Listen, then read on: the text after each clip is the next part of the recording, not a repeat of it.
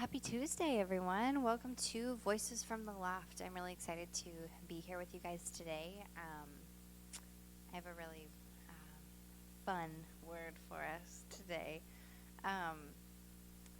So maybe about 6 weeks ago, I had posted on my Instagram account asking if any of my friends or anybody I knew would be interested in starting a book club or, just some type of community to connect once a week with other women. And I figured maybe I'd get like 2 or 3 people that were interested. It has since turned into an almost 30 group. There's almost 30 of us, a group of women, and we've been meeting weekly every Wednesday over Zoom and reading through a book together, and it has just turned into such a fun and beautiful community, and we've connected with people from all over the world, friends that I haven't talked to in 10 years are now back in my life, and it's just been a really beautiful process. So we're going through this book called That Sounds Fun. It's by Annie F. Downs, and it's such a good read. It's been really challenging and convicting for my heart going through it. I am someone that chases the fun. I've always been spontaneous. I've always just been quick to chase after fun and a good time.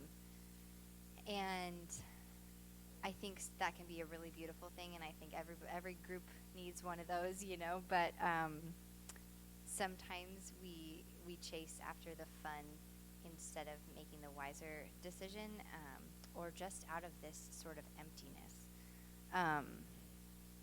So this book, Annie F. Downs, she's talking about this idea that as humanity, we are constantly chasing fun, or we're constantly chasing something, whether that's career or success or, building a family, whatever it is, all good things.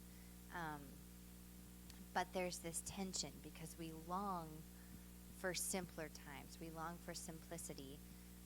And it's really this deeply rooted longing in us for Eden. And that just hit me like a ton of bricks. I think I've heard it before, but for some reason this time it just has really stuck with me. And she paints these beautiful pictures, and she's talking about how she grew up on the same 18 acres of land her entire life. And when her parents decided to sell the property, she was just flooded with these emotions and these memories of simpler times as a child, just snapping green beans on the porch with her grandmother, and just recalling these simple memories. And I think about that, and I do that often. I find myself just, man, times used to be so simple before kids and, all the adulthood, all the bills, all the things.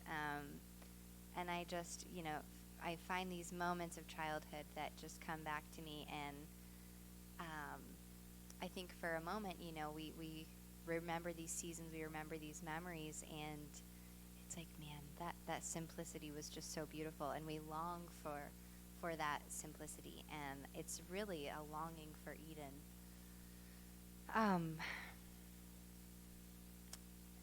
So I think I've been challenged by this book in thinking, like, we obviously don't live in Eden anymore. Eden, we have corrupted that. But are we striving as a people to create an atmosphere that resembles Eden as closely as it possibly can? Are we striving to simplify our lives? Are we paying attention to the beautiful things that are all around us? Are we paying attention to the peace that is right in front of us every day for us to grab hold of? I would submit that America at large, we push the opposite of Eden. Society pushes success in career and money and accomplishments. I don't think any of that mattered in Eden. I don't think God really cares about any of that.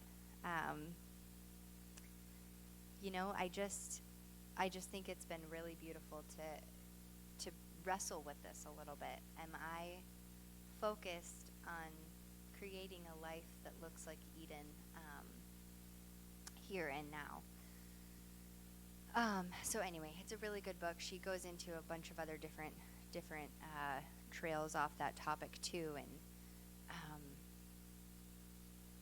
at one point she says, "If you have eyes for providence, you will always see it," and that was just really profound to me. I thought that was really beautiful, and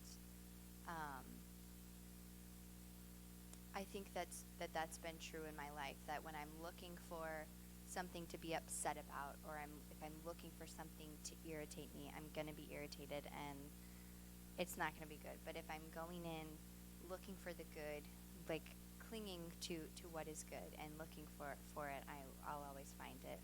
If I'm seeking God's voice, if I'm seeking, his presence, I will always find it.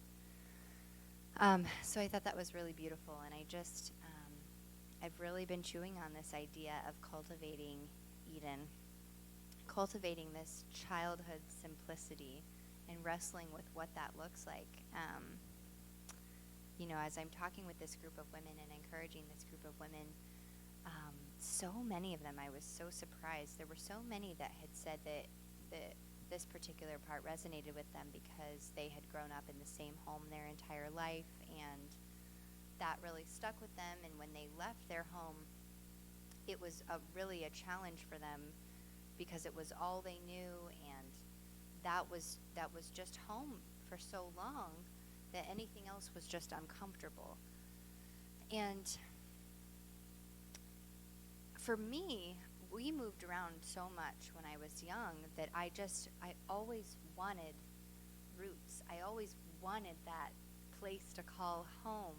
I was always in constant pursuit, thinking about adulthood and my family and the future. I always wanted to have roots somewhere. I wanted my children to have a home base like that. But how cool is that we all have that? We all have somewhere that's home, and it doesn't matter where we live. It surpasses location and acreage and boundaries and four walls.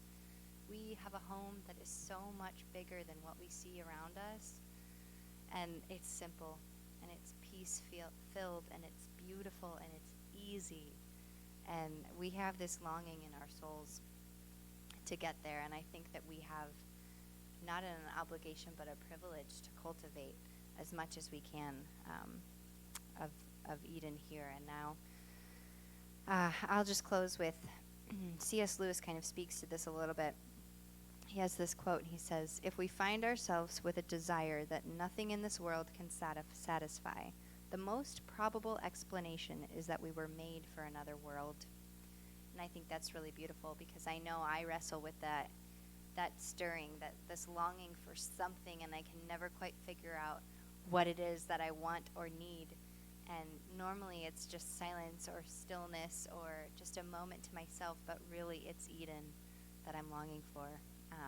So I just encourage you, church, chase after Eden, chase after the peace, relish in those memories of simplicity, but also cultivate them here and now, for now and for the future, and keep your eyes on Eden as the goal and on our Lord. So I pray that you guys have a great rest of the week. Voices from the Loft is a ministry of the Loft Wesleyan Church in Hillsborough, New Jersey.